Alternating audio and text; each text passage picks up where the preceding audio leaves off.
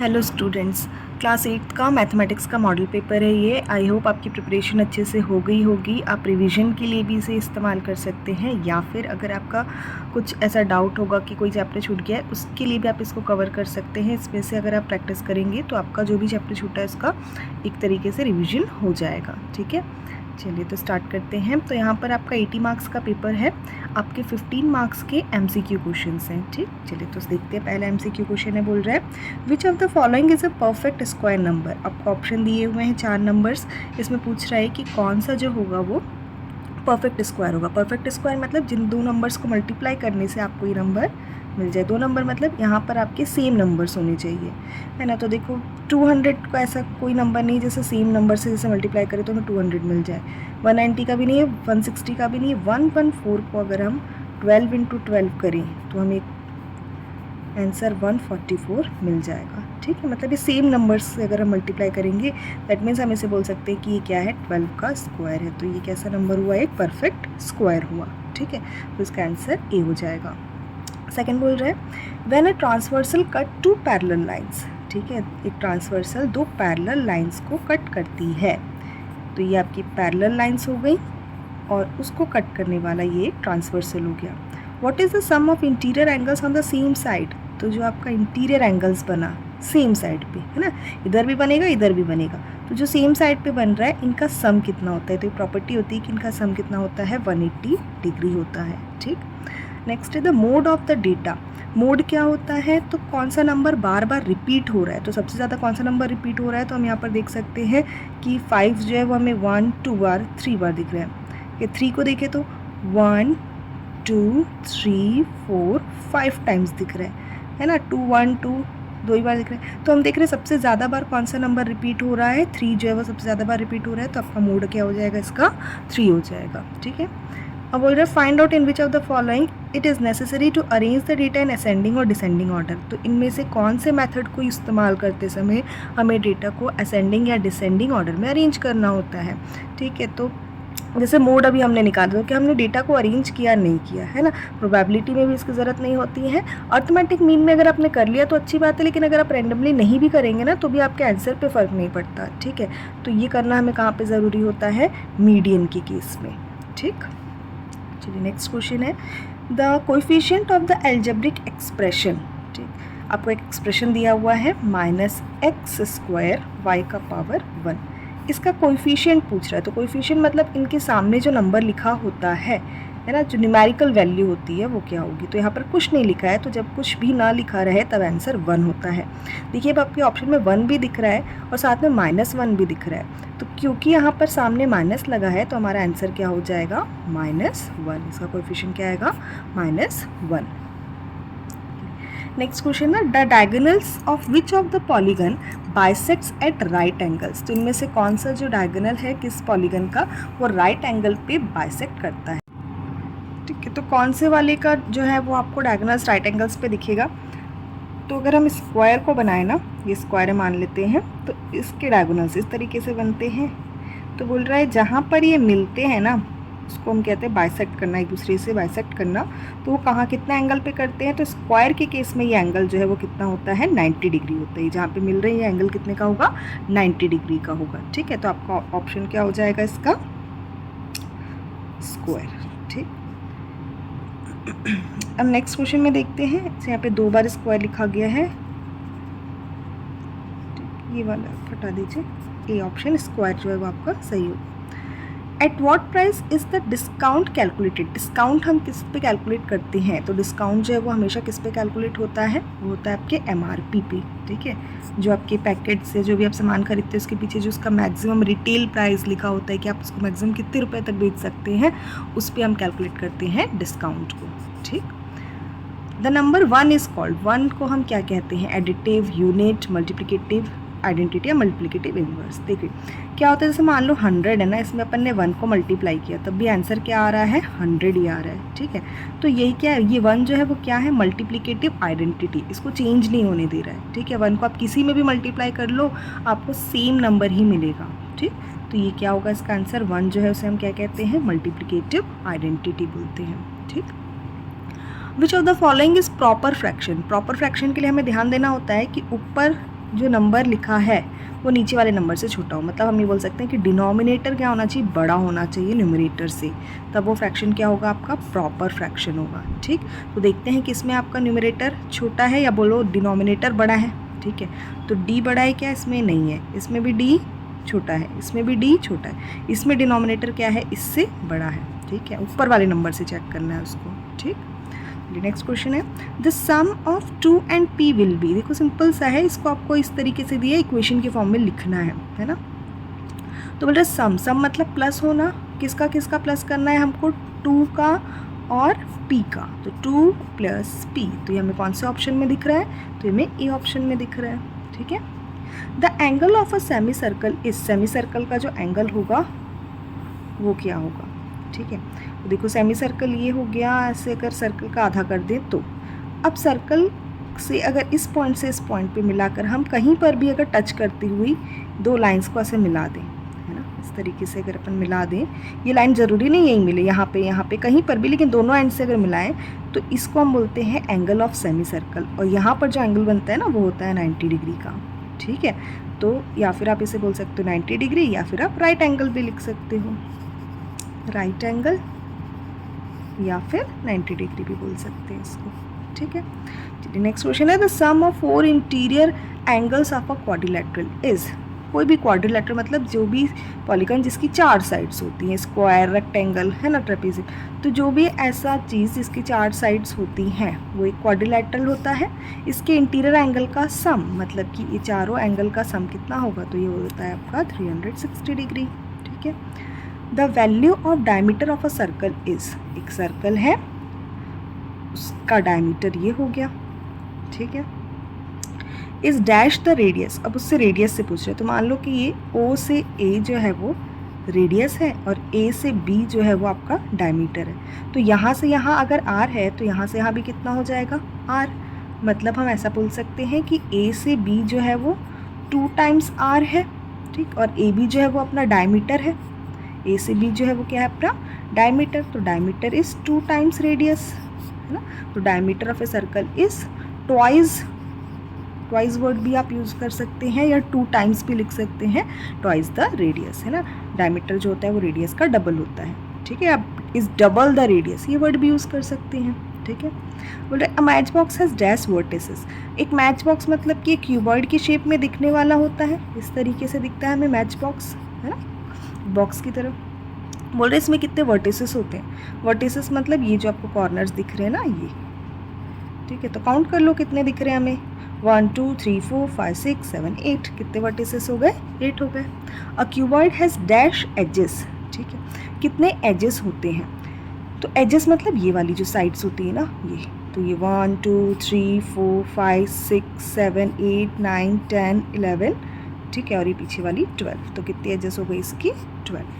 अब यहाँ से very short answer type question से स्टार्ट हो रही है। अब ये 2 मार्क्स के क्वेश्चंस रहेंगे, यहाँ पर आपको अब सॉल्व करना पड़ेगा। ठीक है, चलिए तो देख रहे हैं यहाँ पे बोल रहे हैं फाइंड द वैल्यू ऑफ इतना, अब इसकी वैल्यू फाइंड करनी बोल रहे हैं। अब हमें पता है कि अगर बेस नंबर सेम होता है ना तब हम पावर्स को ऐड कर सकते हैं, लेकिन यहाँ पर हमें एक नंबर 2 तो दिख रहा है लेकिन साथ में माइनस भी लगा हुआ है। ठीक है, तो इस माइनस को हमें पहले अलग करना पड़ेगा, तो उसको अलग करने के लिए हम क्या करेंगे ना, इसको हम ऐसा लिख लेते हैं, -1 × 2 लिख लेते हैं, अभी 2 बन गया, और इसका पावर जो है वो दोनों का 7 रहेगा, × 2 का पावर 8।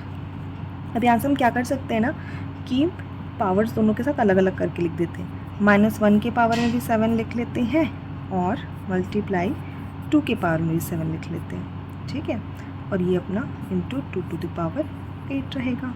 ठीक है, अब माइनस के साथ में अगर ऊपर में पावर में ऑड नंबर्स रहता है तब हमें नेगेटिव साइन दिखता ही दिखता है। ठीक है, अगर इवन नंबर रहता है कोई 8 या 4 ऐसे इवन नंबर्स रहेंगे तो माइनस साइन हट जाता है, बट अगर ऑड नंबर्स रहते हैं तब ये आपको माइनस साइन दिखता है। तो ये इसका आंसर क्या आएगा, -1। अब 1 को आप कितनी भी बार मल्टीप्लाई कर लो तो 1 ही रहेगा। ठीक है, मल्टीप्लाइड, अब ये दोनों देखो तो इसका बेस अब 2 है, यहाँ पर भी 2 है, और दोनों के पावर्स को अब हम क्या कर सकते हैं, ऐड कर सकते हैं। मतलब हम इसे ऐसा लिख सकते हैं 2 का पावर 7 + 8।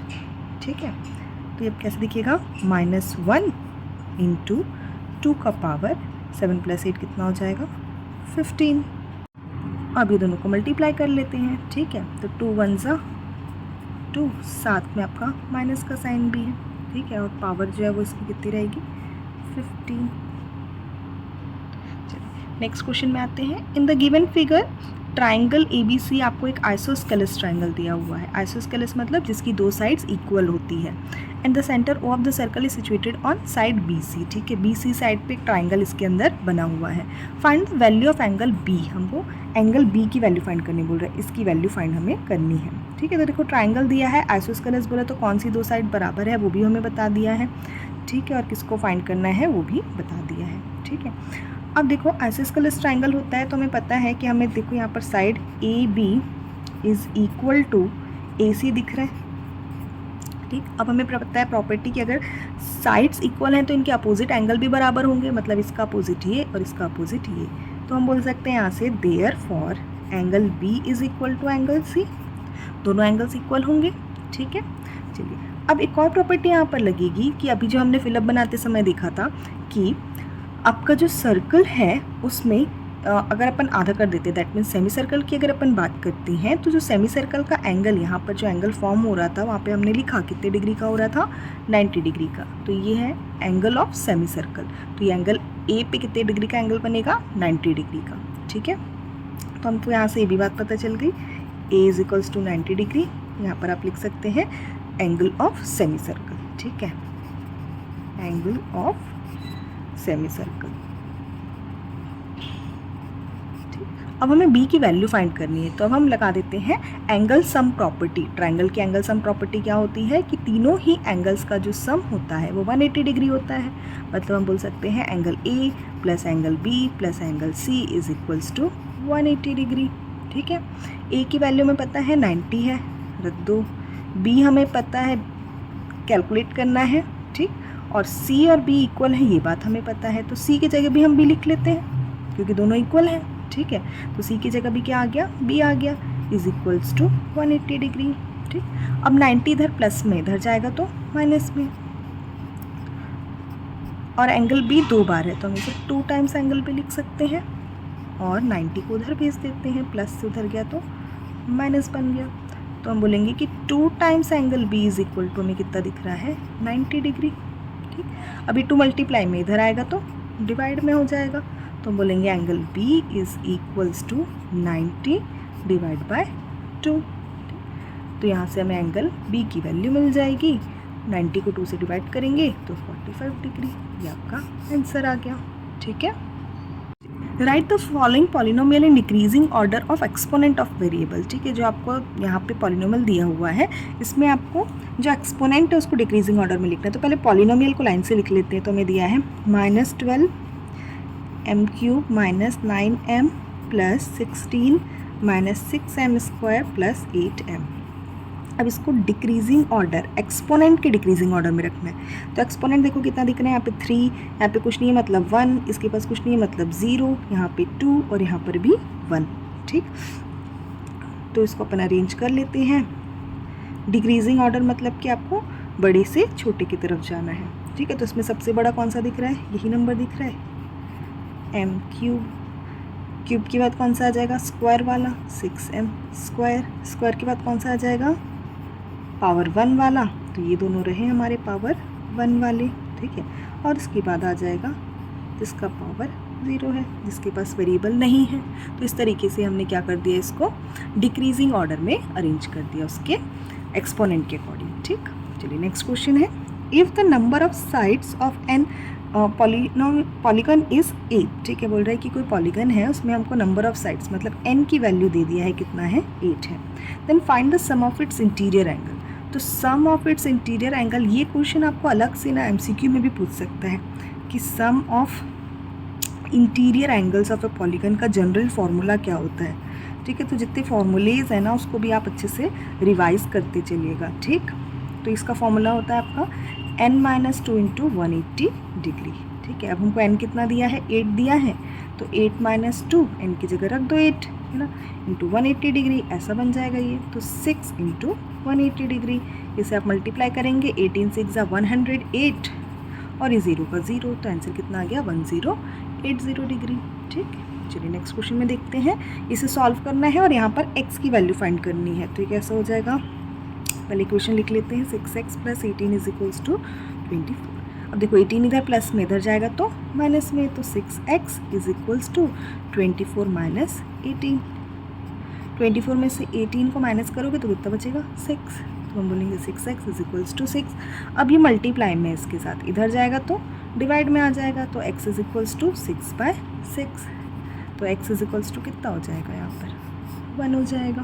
ठीक है, चलिए नेक्स्ट क्वेश्चन में अभी हमें दिख रहा है कि सब्सट्रैक्ट करना है। ठीक, रैशनल नंबर्स दिए हैं तो बोल रहे हैं जब भी सब्सट्रैक्ट बोलते हैं ना तो आपको ध्यान रखना है कि फ्रॉम कहाँ लिखा है उसे ढूंढ लो। जब भी माइनस करने बोले तो किसे ढूंढना है हमें, फ्रॉम को, क्योंकि फ्रॉम के बाद जो नंबर लिखा होता है ना उसे पहले लिखना होता है। मतलब 1/8 को लिखेंगे सामने और उसमें से सब्सट्रैक्ट करना है, मतलब माइनस लगाएंगे। अब देखो जो आपको नंबर माइनस करना है ना वो भी खुद भी माइनस में, -1/4, तो आपको इसको ब्रैकेट में ऐसा लिख लेते हैं -1/4। ठीक है, तो अभी कैसा दिखेगा 1/8 माइनस माइनस हो जाएगा आपका +1/4। ठीक, तो यहाँ से आप ले लो एलसीएम, तो यहाँ पर हम एलसीएम ले लेंगे तो दोनों का एलसीएम कितना आ जाएगा 8 आ जाएगा। अब 8 की टेबल में 8 1 टाइम्स, मतलब यहाँ पे 1 × 1 1 = 1, प्लस 4 के टेबल में 8 2 टाइम्स, मतलब इसके साथ 2 × 2 1 = 2। सॉल्व कर लो, 2 + 1 3/8, ये आपका आंसर हो गया। ठीक, अब देखो यहाँ से जो short type question type answer type questions दिख रहे हैं ना, ये जो है वो 3 मार्क्स का स्टार्ट हो रहा है। ठीक है, यहाँ से आपको जो क्वेश्चन मिलेंगे वो 3 मार्क्स के रहेंगे। ठीक, अब देखो 2/7 का पावर 3 और 1/2 का पावर 3 इसे सॉल्व करने बोल रहे हैं, है ना। तो हम इसको ऐसा कर सकते हैं ना कि जो पावर से सबको अंदर ले आते हैं, तो ये 2 की पावर में भी आ जाएगा और 7 की पावर में भी आ जाएगा 3। ठीक है, ऐसे ही ये 1 की पावर में भी आ जाएगा और 2 के पावर में भी आ जाएगा। ठीक है, तो क्या यहाँ पर हमें सेम दिख रहा है कि 2 का पावर भी 3 है और यहाँ पे भी 2 का पावर 3 है, तो एक दूसरे से कैंसिल हो गया। अब देखो 1 का पावर 3, 1 को कितनी भी बार मल्टीप्लाई करो 1 ही मिलेगा और 7 का पावर 3 यहाँ बचेगा। ठीक है, तो 7 को 3 टाइम्स मल्टीप्लाई करना है, मतलब हमें क्या करना है ना 7 × 7 × 7, 7 का पावर 3 मतलब, तो 7 × 7 49, × 7 करेंगे तो हमें मिलता है 343।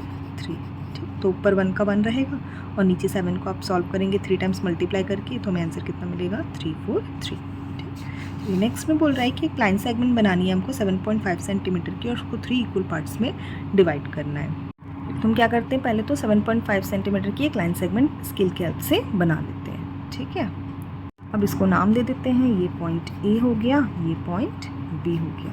ठीक, अब ए से एट एन एंगल हम यहाँ पर एक लाइन बनाएंगे और सेम हम बी से भी एट एन एंगल यहाँ पर एक लाइन बनाएंगे।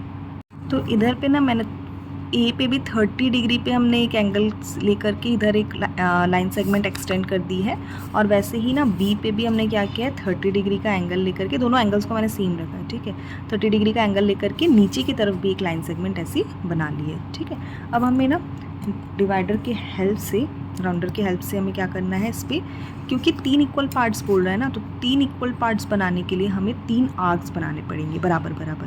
तो ये वाली मान लेते हैं कि इसको आप लाइन का नाम दे दो कुछ x और इसको नाम दे दो y। ठीक है, तो ए एक्स पे भी हम 3 आर्क्स मार्क करेंगे और बी वाई पे भी उसी डिविजन्स को लेकर के हम मार्क करेंगे। ठीक है, राउंडर की हेल्प से हम मार्क करेंगे। आप मेजरमेंट कितना भी ले सकते हैं स्टार्टिंग में, लेकिन बाद में आपको ध्यान रखना है कि उसे चेंज नहीं करना है। ठीक है, तो ए से हम 3 मार्क्स बना लेते हैं एक्स साइड पे, 1 2 3। ठीक है, ऐसे ही बी से वाई साइड पे भी हम 3 मार्क्स बना लेते हैं, 1 2। अब इनको ना नाम दे देते कुछ, जैसे कि इसको A1 A2 A3, ऐसे इधर भी B1 B2 B3। ठीक, अब हमें ज्वाइन करना है, जैसे कि A3 को B से ज्वाइन करना है। ठीक है, A2 को B1 से, A1 को B2 से और A को B3 से। ठीक है, तो स्केल की हेल्प से हम क्या कर लेते हैं ना, इनको ज्वाइन कर लेते हैं। तो इस तरीके से हमने स्केल की हेल्प से क्या किया, सभी पॉइंट्स को ज्वाइन कर दिए। ठीक है, एक एक करके सबको ज्वाइन कर दिया। अब हम मेजर करेंगे ना, जैसे कि ए से इस पॉइंट को मेजर करें, मतलब ये 3 पार्ट हो गए, एक ये, दूसरा ये और तीसरा ये। ठीक है, 3 पार्ट्स में डिवाइड हो गए। तो जैसे हम मेजर करें ना यहाँ से यहाँ तक, आप देखोगे तो ए से यहाँ मेजर किया तो हमें कितना दिख रहा है 2.5। ठीक है। ये पॉइंट कितना आ रहा है आपका 2.5 पे आ रहा है। तो ये सभी एक एक करके आप मेजर करोगे तो सब कितने कितने के आ जाएंगे 2.5 की। तो टोटल लाइन जो थी वो हमारी कितने की थी 7.5 की थी। और इसको हमने इस तरीके से डिवाइड किया तो ईच पार्ट को पूछा इक्वल पार्ट्स कितने बनेंगे, 3 इक्वल पार्ट्स। तो ये 3 इक्वल पार्ट्स बन गए और एक एक की जो लेंथ हो गई वो कितने हो गए 2.5 2.5 2.5। ठीक है। आप इसको कुछ नाम भी दे सकते हो, जैसे कि इस पॉइंट को हम C नाम दे देते हैं, इसको हम D नाम दे देते हैं। ठीक है। तो हम हमारी जो टोटल लेंथ थी AB ये कितने की थी 7.5 सेंटीमीटर की थी। ठीक है। A से B तक। तो A से C जो आया वो पहला पार्ट आया वो कितने का आया 2.5 सेंटीमीटर का। C से D जो आया वो कितना आया 2.5 सेंटीमीटर का। और D से B जो बना वो भी कितने का बना 2.5 सेंटीमीटर। ठीक है। नेक्स्ट क्वेश्चन में आ जाते हैं। इसमें बोल रहे हैं अर्थमेटिक मीन फाइंड करना है। ठीक है। तो जितने आपको नंबर्स दिए हैं उनको सबको ऐड करना है और नंबर ऑफ ऑब्जर्वेशन 1 2 3 4 5 6 7 से इसको डिवाइड करना है। तो हमें पता है कि एवरेज का फॉर्मूला क्या होता है, average is equal to sum of observations, है ना। आपको जितना भी जो डेटा दिया है sum of observation upon number of observation. ठीक है। तो सम क्या करेंगे, हम ये सबको प्लस कर देंगे, मतलब 81 plus 74 plus 69 plus 73 plus 91 plus 55 plus 61, ये सबको प्लस करना है। और नंबर ऑफ ऑब्जर्वेशन काउंट कर ले 1 2 3 4 5 6 7, नंबर ऑफ ऑब्जर्वेशन 7। ठीक है। इनको जब हम सबको टोटल करेंगे ना तो इसका आंसर आएगा 504। इसको आप 7 से डिवाइड कर दें, 7 से आप डिवाइड करेंगे तो 7 के टेबल में कैंसिल हो जाएगा और ये आ जाएगा आपका 72। ठीक। तो एवरेज बोलो या इसको अर्थमेटिक मीन भी बोलते हैं, दोनों का मतलब सेम होता है। और इसकी वैल्यू कितनी आई, अब चाहे तो यहाँ पर एवरेज की जगह क्या लिख सकते हैं अर्थमेटिक मीन भी लिख सकते हैं। अर्थमेटिक मीन आपका कितना आया 72। नेक्स्ट क्वेश्चन में बोल रहा है if 20 labours can complete a work in 20 days then how many days will 8 labours complete that work. मतलब 20 लोग जो है उनको काम कंप्लीट करने में 20 दिन लगता है, तो 8 लेबर्स को कितना टाइम लगेगा। ठीक है। अब देखो अगर ये जो केस है वो कैसा बन रहा है, अगर अपन लेबर्स को कम कर देंगे तो क्या दिन कम होंगे, नहीं, उनको ज़्यादा टाइम लगेगा, है ना, क्योंकि वर्क तो उतना ही करना है। लेकिन अगर लोग कम हो गए तो उसको करने में 20 से तो ज़्यादा ही दिन लगेगा, है ना। ठीक है। तो ये जो केस बनेगा वो किसका बनेगा ना, इन्वर्स वेरिएशन का। किसका केस बनता है ये, इन्वर्स वेरिएशन का। ठीक। यहाँ पे कंडीशन होती है आपकी x1 y1 is equals to x2 y2। तो इसकी हेल्प से अपन सॉल्व करेंगे। तो पहले अपना टेबल बना लेते हैं। हमको क्या दिया हुआ है, हमें दिया है नंबर ऑफ लेबर्स और दिया है नंबर ऑफ डेज। ये दो चीज़ दी हुई है हमें। नंबर ऑफ लेबर्स कितने दिए हैं हमें 20 बोल रहा है और इसको कितना टाइम लगता है 20 डेज लगता है। ठीक है। फिर बोल रहा है अगर 8 लेबर्स होंगे तो आप बताओ कितना टाइम लगेगा। ठीक। तो इसको आप कुछ भी वेरिएबल मान लेते हैं, तो मान लेते हैं हम 8 डेज लगेंगे। ठीक है। अब ये x1 y1 x2 y2 को देख लेते हैं। ठीक है। तो ये जो होता है ये होता है आपका x1 y1 और ये होता है आपका x2 y2। ठीक है। वैल्यूज़ को यहाँ पे बस आपको पुट करना है। ठीक। तो यहाँ पे पुट कर लेते हैं। तो x1 की वैल्यू कितनी है 20 इंटू y1 की वैल्यू कितनी है 20 इज इक्वल टू x2 की वैल्यू कितनी है 8 और y2 हमें निकालना है, उसको हमने a माना है। ठीक है। तो आप या तो 8 को इधर ला के मल्टीप्लाई करके इसको कैंसिल भी कर सकते हैं, जैसे कि 8 इधर मल्टीप्लाई में इधर आएगा तो डिवाइड में हो जाएगा। तो हम इसे ऐसे बोल सकते हैं 20 into 20 upon 8 is equals to 8। इसे आप 4 के टेबल से कैंसिल कर लेते हैं। 4 के टेबल में 2 टाइम्स, 4 के टेबल में ये 5 टाइम्स। अब 2 से कैंसिल कर लो, 1 बार में 2 टाइम्स 20। अब 5 और 10 को मल्टीप्लाई कर लेते हैं तो a इज इक्वल टू कितना आ गया 50, 5 10 50। तो इसे कितना टाइम लगेगा 50 डेज लगेंगे। ठीक। नेक्स्ट क्वेश्चन देखते हैं।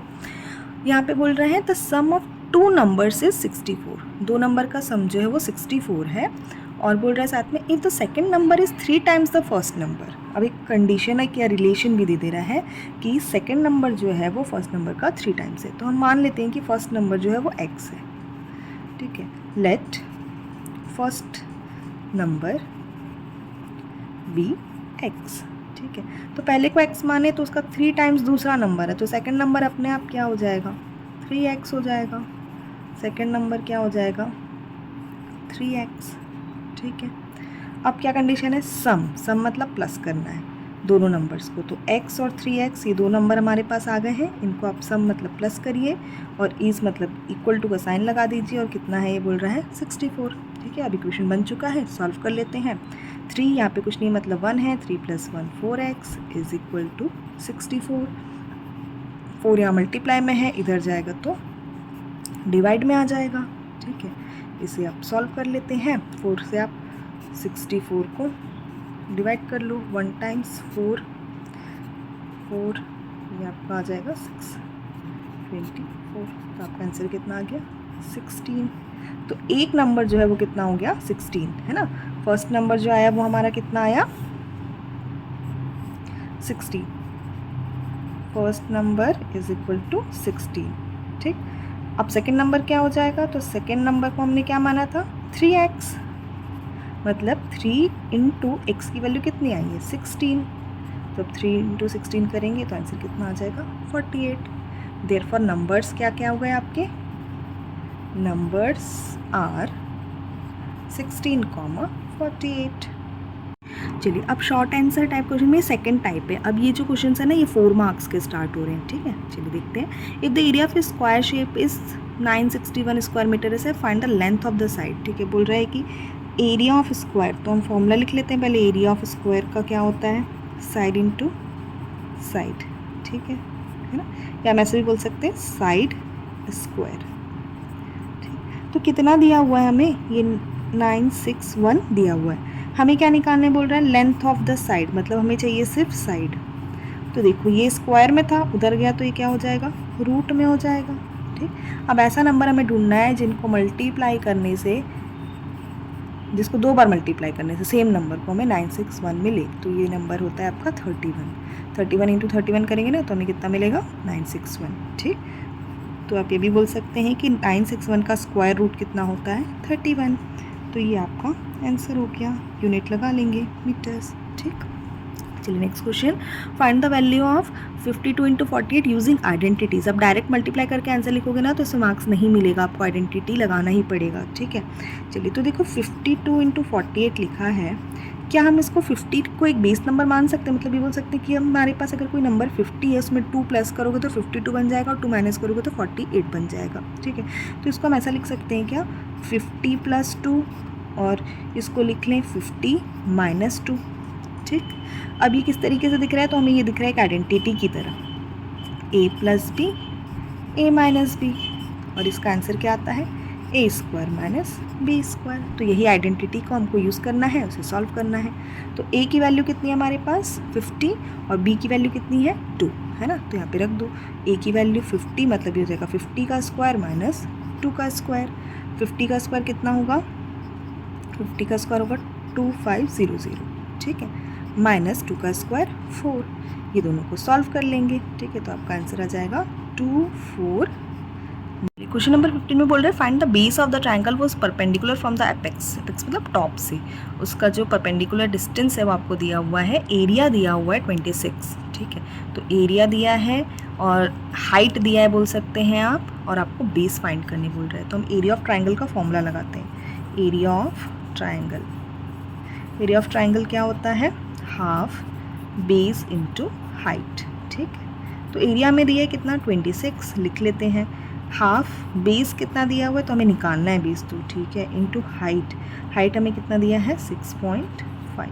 ठीक, इसे सॉल्व कर लेते हैं।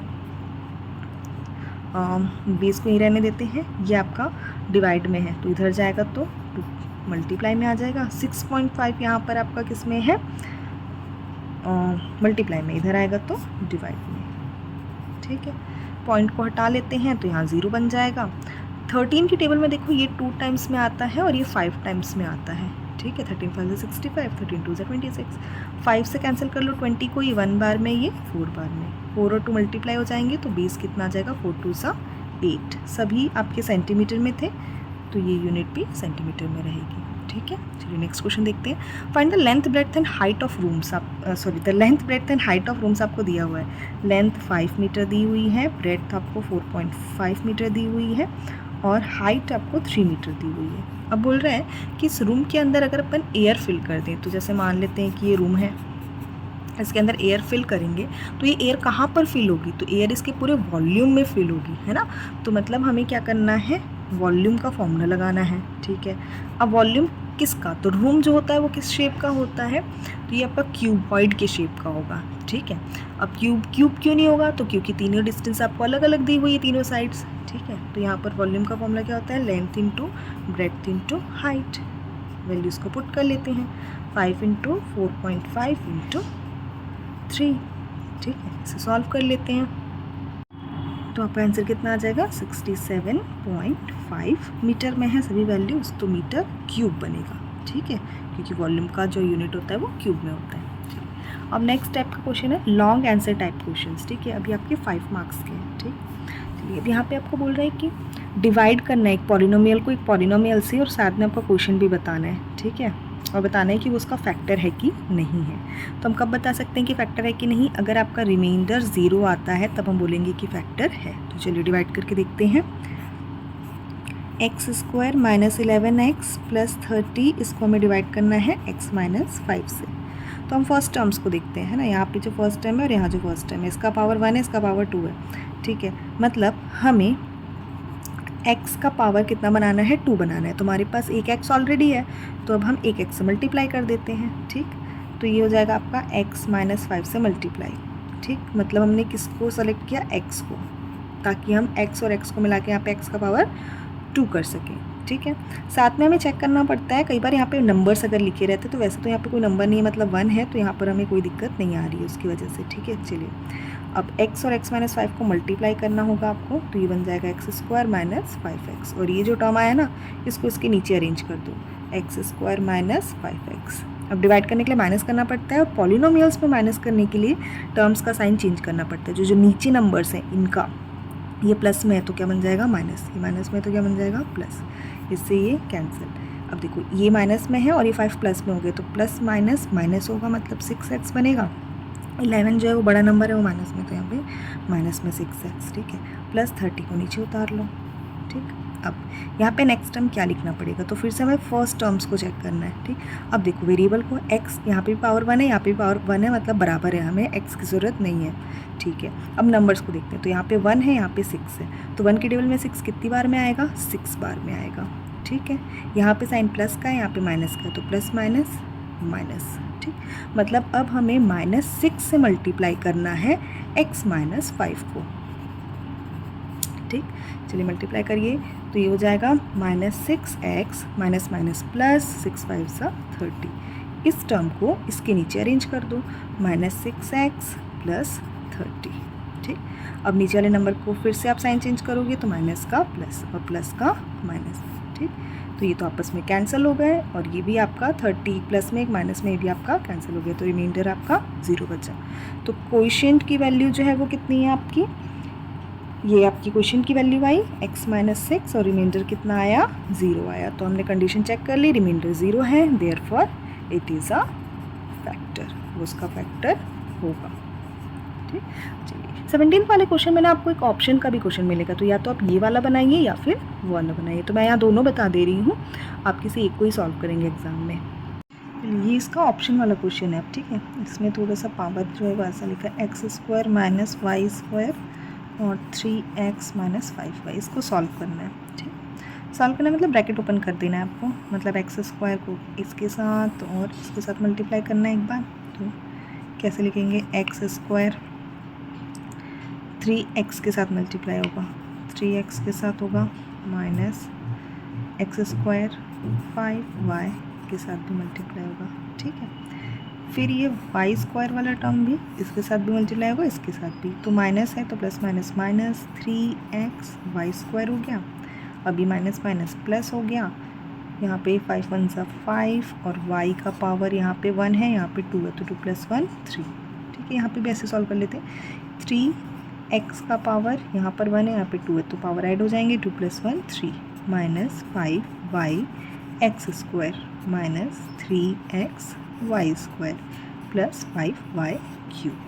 ठीक, चलिए अब क्वेश्चन नंबर 18 में भी हमको दिख रहा है कि दो क्वेश्चन है ऑप्शंस में, एक सिंपल इंटरेस्ट कंपाउंड इंटरेस्ट का क्वेश्चन है और एक टैक्स वाला है। तो पहले सिंपल इंटरेस्ट वाला बनाते हैं, फिर टैक्स वाला सॉल्व करेंगे। आपको एग्जाम में किसी एक को ही बनाना होगा, ठीक है, मैं यहाँ दोनों बता देती हूँ। तो हमें SI और CI का डिफरेंस फाइंड करना है। हमें प्रिंसिपल दिया हुआ है, रेट ऑफ इंटरेस्ट भी दिया हुआ है और टाइम भी दिया हुआ है। ठीक है, लिख लेते हैं। P जो है वो हमें ₹3200 दिया हुआ है। ठीक, रेट जो है वो हमें 12% दिया हुआ है और टाइम जो है वो हमें 2 ईयर्स का दिया हुआ है।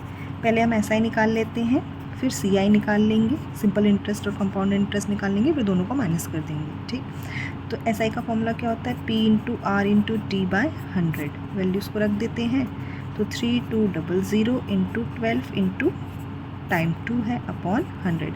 इसे सॉल्व कर लेंगे, 0 0 कैंसिल हो गया। ठीक है, 12 2 × 24 × 32 करेंगे। ठीक है, आप इसे सॉल्व करेंगे तो कितना आ जाएगा?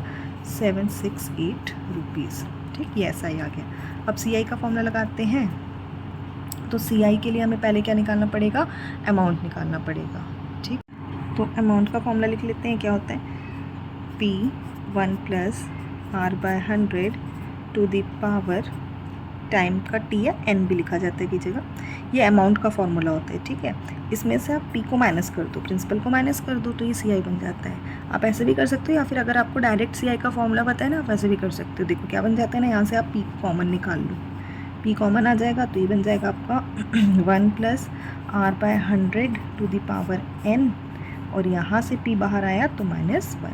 तो इस तरीके से आपका CI का फॉर्मूला है। ठीक है, चलिए वैल्यूज पुट कर लेते हैं। तो ये आपका 3200 1 + R/ मतलब 12/100 टू द पावर 2 -1।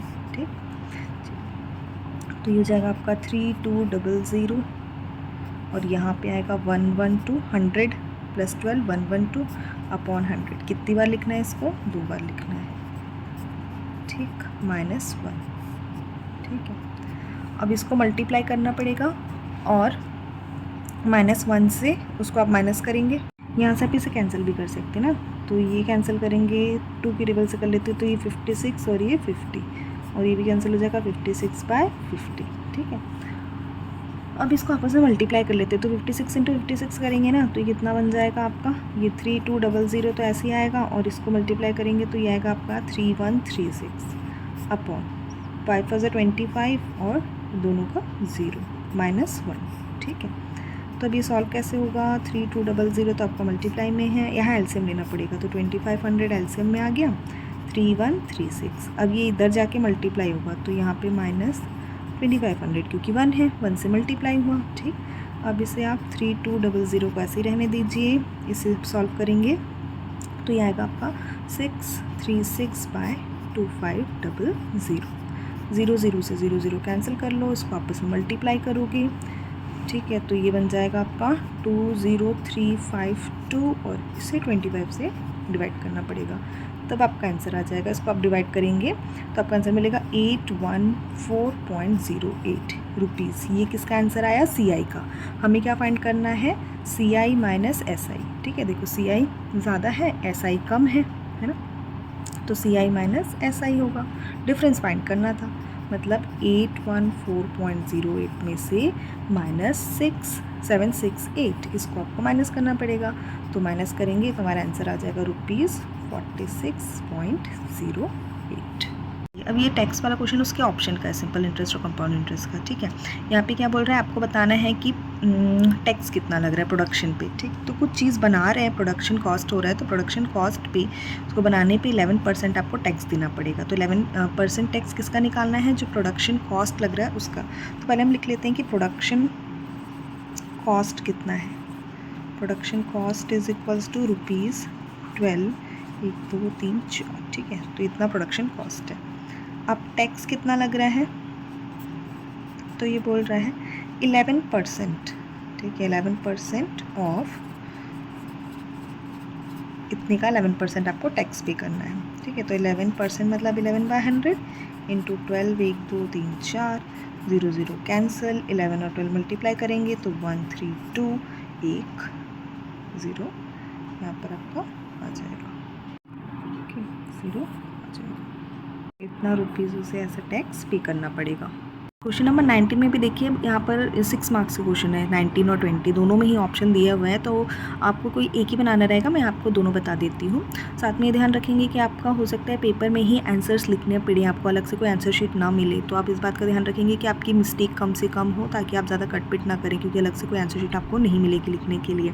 और अगर ये सेट आपके लिए हेल्पफुल है, और अगर आपको साइंस और सोशल के लिए भी ऐसे ही सेट्स चाहिए, तो मैथ्स के लिए तो एक ही बन पाया है, साइंस और सोशल के लिए मैं कोशिश करूँगी 3 से 4 सेट्स मैं आपके लिए बना पाऊँ। तो उसके लिए आप चैनल को सब्सक्राइब कर लीजिएगा, ताकि आपको टाइम पे नोटिफिकेशन मिल जाए। चलिए स्टार्ट करते हैं 19th क्वेश्चन। तो यहाँ पे हमें क्वेश्चन बोल रहे हैं कंस्ट्रक्ट अ रोम्बस ABCD जिसके डायगोनल्स दिए हुए हैं हमको, और उसके स्टेप्स ऑफ कंस्ट्रक्शन भी लिखने बोल रहे हैं। तो मैं यहाँ पे आपको ड्रॉ करके बता रही हूँ, आप स्टेप्स को खुद से लिखने की कोशिश करिएगा, ठीक है।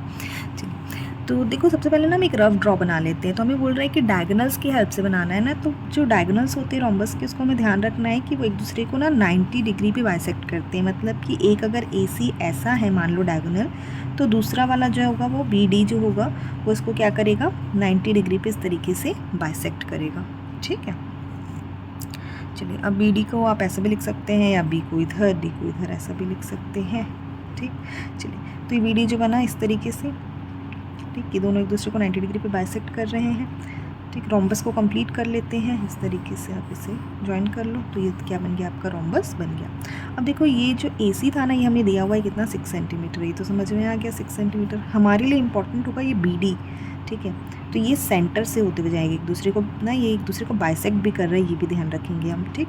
मतलब अगर ये टोटल 8 सेंटीमीटर है, तो इधर से ये 4 सेंटीमीटर बनेगा, और इधर से ये 4 सेंटीमीटर, ठीक है। ये सेंटर मान लो O है, तो O से B 4 सेंटीमीटर, O से D 4 सेंटीमीटर। ये तो हमने रफ बना लिया। अब इसी की हेल्प से हम अपना कंस्ट्रक्शन स्टार्ट करते हैं। सबसे पहले हम 6 सेंटीमीटर की लाइन बना लेते हैं ना, AC हमें 6 सेंटीमीटर बोला था, तो हम AC 6 सेंटीमीटर ड्रॉ कर लेते हैं, ठीक। अब बनाना है इसका परपेंडिकुलर बाइसेक्टर। परपेंडिकुलर बाइसेक्टर मतलब ऐसी लाइन जो मतलब 90 डिग्री का एंगल बनाते हुए जाएगी, और इसको बीचों बीच बाइसेक्ट भी कर देगी। तो उसको बनाने के लिए हमें क्या करना पड़ेगा, इस लाइन का मोर देन हाफ लेना है, और हमें यहाँ पे आर्क्स बनाने हैं, ठीक है। जैसे कि आपने A पे रखा, ठीक, A से आप यहाँ पर मोर देन हाफ लिए, इससे आधे से ज़्यादा, और इधर एक आर्क बना दिए, और ऐसा ही आर्क आप इस तरफ नीचे भी बनाएंगे A से, ठीक है। मेजरमेंट चेंज ना हो, इस चीज़ का ध्यान रखेंगे। C पे भी रखेंगे, इधर बनाएंगे, और इसको भी इधर बनाएंगे, ठीक। तो अब हमें 2 पॉइंट्स मिल गए हैं, एक पॉइंट यहाँ पर और एक यहाँ पर। इसको हम क्या करेंगे, ज्वाइन कर लेते हैं। तो इस तरीके से हमने इस पॉइंट को ज्वाइन कर लिया दोनों को। अब जहाँ पर ये इस लाइन को टच कर रही है ना, इसको हम O नाम दे देते हैं, जो हमारा सेंटर होगा, ठीक है।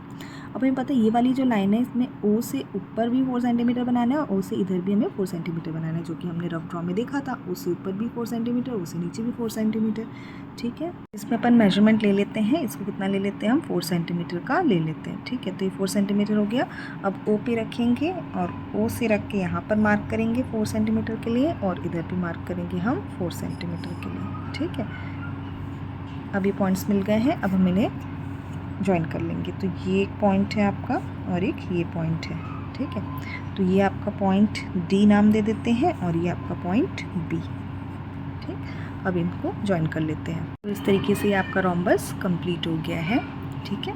इसमें आप लिख सकते हैं वैल्यूज़, जैसे ये 4 सेंटीमीटर है, ये 4 सेंटीमीटर है, ठीक है। A से 6 है, तो ये भी आपका 3 सेंटीमीटर हो गया है, ठीक है। अब ये 19th का जो ऑप्शन वाला क्वेश्चन था ना, इसमें आपको क्या करना था, एक क्वाड्रिलेटरल कंस्ट्रक्ट करना है, ठीक है। इसमें साइड्स दी हुई, तो सबसे पहले फिर से हम क्या करते हैं, एक रफ ड्रॉ बना लेते हैं, ठीक है। तो हमारे जो क्वाड्रिलेटरल है, पहले उसको बना लेते हैं, क्या क्या वैल्यूज़ दी है उसमें रख लेते हैं, और फिर कंस्ट्रक्शन चालू करेंगे। तो मान लेते हैं कि PQRS हमारा क्वाड्रिलेटरल है। अब किसकी वैल्यू कितनी है वो देख लेते हैं। जैसे PQ जो है वो हमें 3 दिया हुआ है, ठीक है, ये वैल्यू 4 दी हुई है, S से R 3.5 दिया हुआ है, और PS जो है वो आपका PS जो है वो 4.2 दिया हुआ है, ठीक। और एक और वैल्यू दी हुई है Q से S, तो Q से S भी दिया है, तो इसको भी जोड़ लेते हैं, और ये कितना दिया है, 5 सेंटीमीटर। अब ये बन गया। अब इसकी हेल्प से हम अपना ड्रॉप कंस्ट्रक्शन स्टार्ट करते हैं। तो हमें PQ जो था वो कितना दिया हुआ है, 3 सेंटीमीटर दिया हुआ है, तो हम P से Q 3 सेंटीमीटर स्केल की हेल्प से ड्रॉ कर लेते हैं, ठीक है। अब कोशिश करिएगा पेंसिल से लिखने का। मैं यहाँ पर थोड़ा सा पेन का यूज़ कर रही हूँ, मतलब ये PQ जो है, ताकि आपको अच्छे से समझ में आए। PQ जो है वो कितना बन गया, 3 सेंटीमीटर, ठीक है।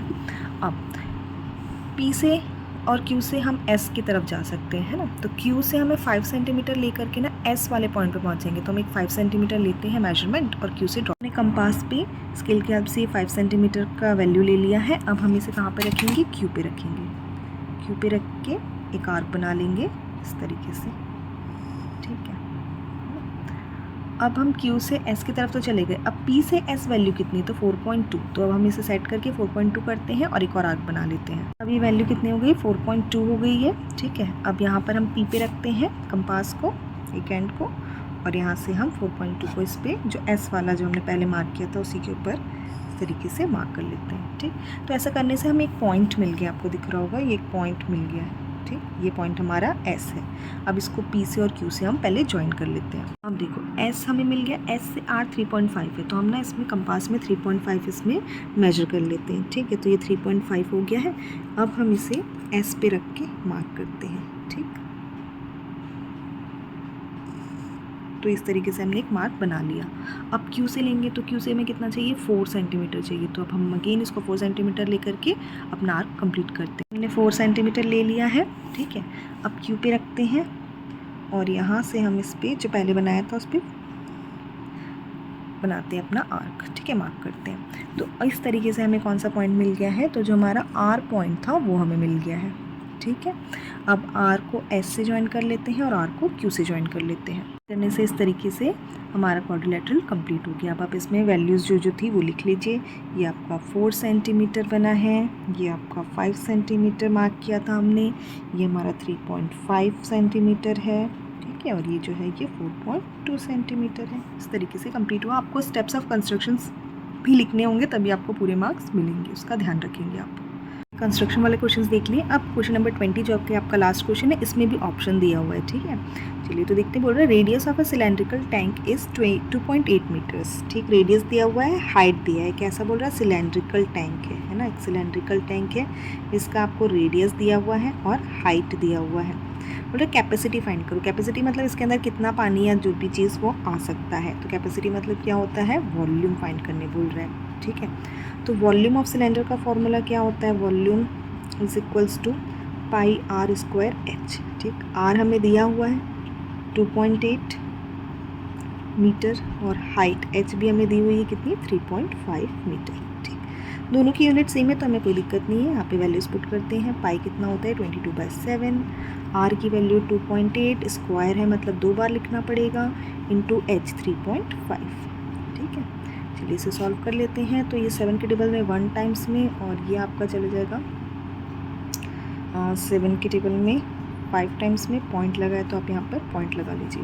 इसे सॉल्व करेंगे ना, मतलब ये सब सिर्फ मल्टीप्लाई ही करनी है। अब आपको मल्टीप्लाई करेंगे तो आपको ये आंसर मिल जाएगा 86.24 मीटर क्यूब में आएगा ये, ठीक है, क्योंकि वॉल्यूम है। यूनिट का ध्यान रखेंगे लिखते समय। तो ये अब आपका लास्ट क्वेश्चन है।